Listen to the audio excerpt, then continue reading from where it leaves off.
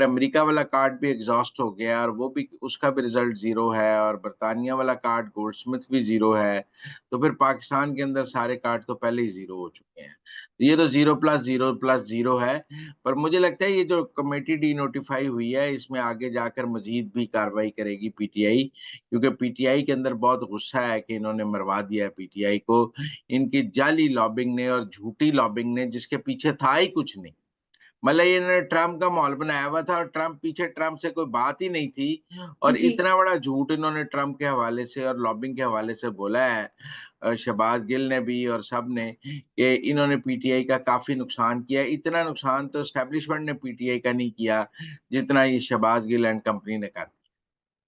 तो sir now I want to ask कि पाकिस्तान कौन सी कैटेगरी में शामिल है व्हेन इट कम्स टू के आपने यूएसए ट्रैवल करना है? तो पहले ये कहा जा रहा था कि पाकिस्तान ऑरेंज कैटेगरी में होगा, सिर्फ वो लोग जिन्होंने बिजनेस करना है या मतलब कोई सिफारती जो लोग हैं सिर्फ वही यूएस का ट्रैवल कर सकेंगे। लेकिन फिर ये भी कहा गया कि जो पाकिस्तान है वो येलो कैटेगरी में भी हो सकता है, और जिसका क्राइटेरिया ये था कि 2 महीने जांच पड़ताल होगी, फिर उसके बाद आप अगर क्लियर हो जाते हो तो कोई भी हो तो वो यूएसए के लिए ट्रैवल कर सकता है।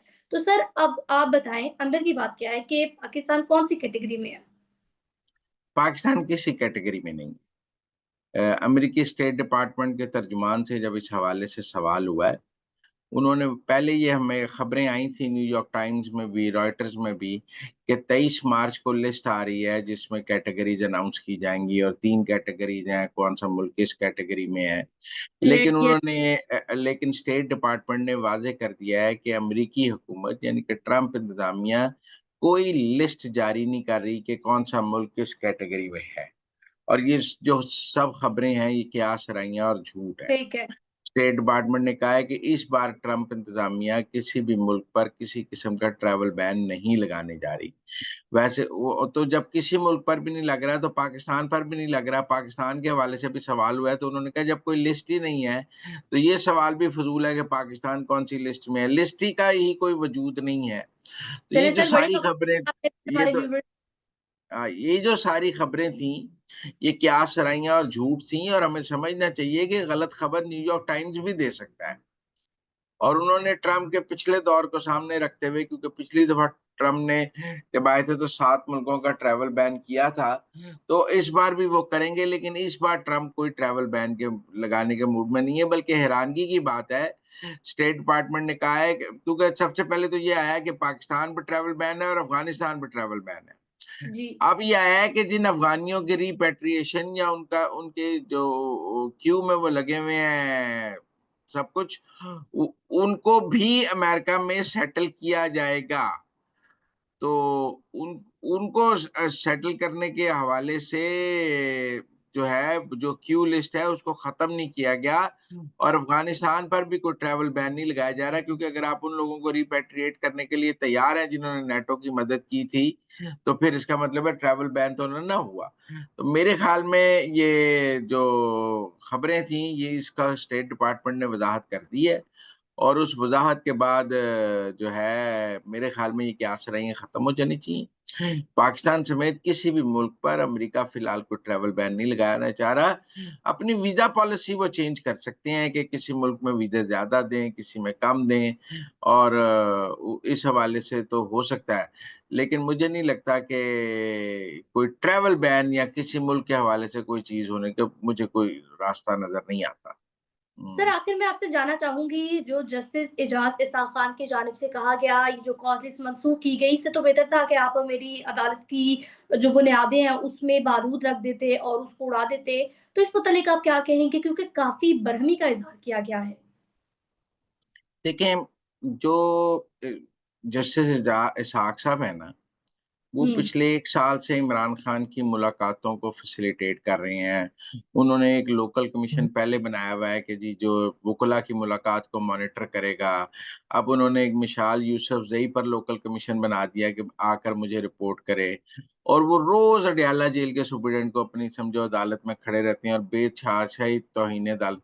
आप बताएं, पाकिस्तान के किसी कैदी की भी कोई अदालत इतनी सहूलतकारी कर रही है जितनी जस्टिस इसहाक साहब जो हैं इमरान खान की कर रही हैं। यहाँ तो वो कहीं ना कि अपनी जितने अरसे से वो जज हैं, उन्होंने किसी और कैदी की मुलाकात के लिए भी इस किस्म के ऑर्डर्स किए हैं, जिस किस्म के ऑर्डर्स वो इमरान खान की मुलाकातों के लिए करते हैं, किसी एक और कैदी के लिए किए हैं।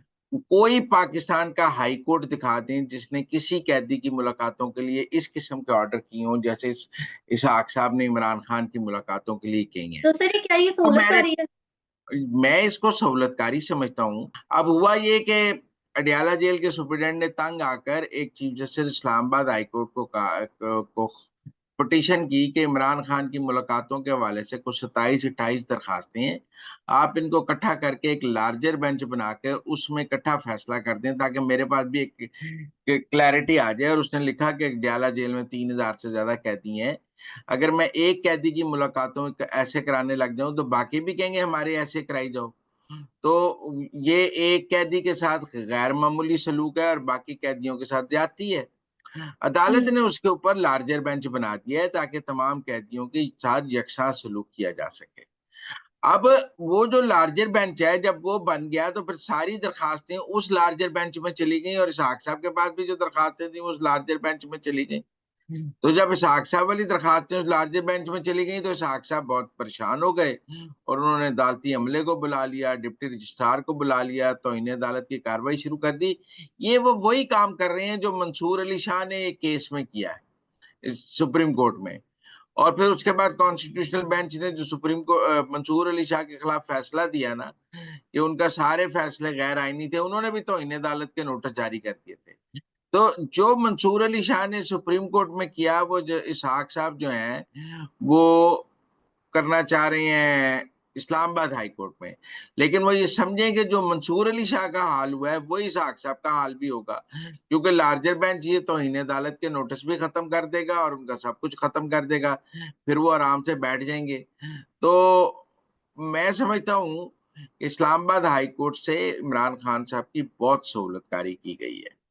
वहाँ जजेस ने, मेरा मतलब है, एक सेल समझो बना लिया था पीटीआई जजेस का। जो इमरान खान की पिटीशन आती थी शाम को पिटीशन आई सवेरे फैसला, सवेरे पिटीशन आई शाम को फैसला। और इमरान खान के हक में लूट से मुलाकातों की लूट से लगी हुई। इतनी मुलाकातें आप बताएं पाकिस्तान में किसी कैदी की हैं जितनी इमरान खान की नहीं। हैं। किसी कैदी को इंटरनेशनल कॉलिंग की सहूलत हासिल है, वो कहते हैं इमरान खान को इंटरनेशनल कॉल भी कराई जाए।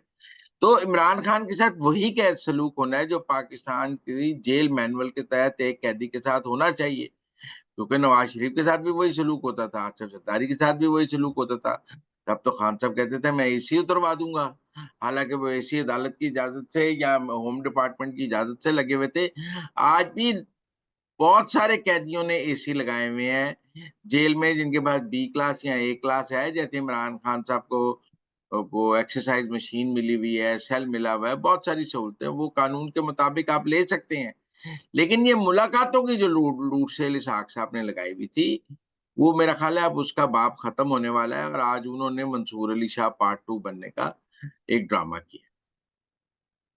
तो नाज़रीन ये थी आज के अंदर की बातें, आपसे मुलाकात होगी अगले प्रोग्राम में, तब तक के लिए आप हमें दीजिए इजाज़त, अल्लाह ने के बाद।